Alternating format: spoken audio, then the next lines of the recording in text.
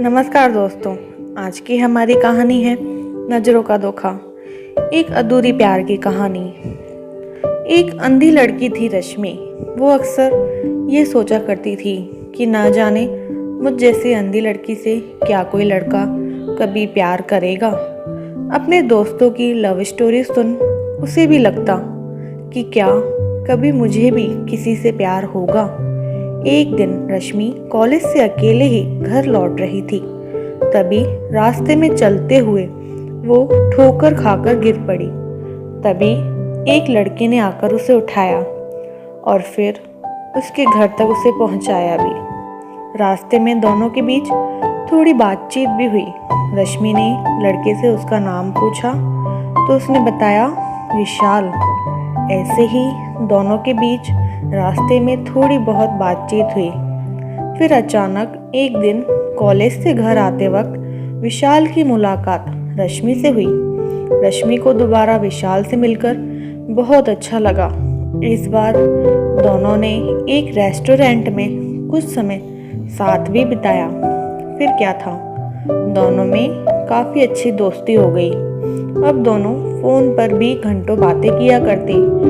एक दिन विशाल ने रश्मि को प्रपोज कर दिया और कहा कि मैं तुमसे प्यार करता हूँ। विशाल के मुंह से ये सुन मानो रश्मि को अपने कानों पर यकीन ही नहीं हो रहा था। फिर विशाल ने कहा कि मैं तुम्हारी जिंदगी का हिस्सा बनना चाहूँगा रश्मि। क्या तुम्हें मेरा प्यार स्वीकार है? विशाल की ये बातें सुनकर रश्मि की आंखों में आंसू आ गए। रश्मि ये जानते हुए भी कि मेरी आंखें नहीं हैं, तुम मुझसे प्यार करते हो। विशाल, हाँ, मैं तुम्हें फिर भी प्यार करता हूँ।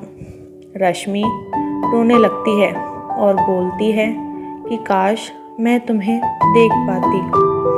रश्मि और विशाल का प्यार धीरे धीरे परवान चढ़ने लगा।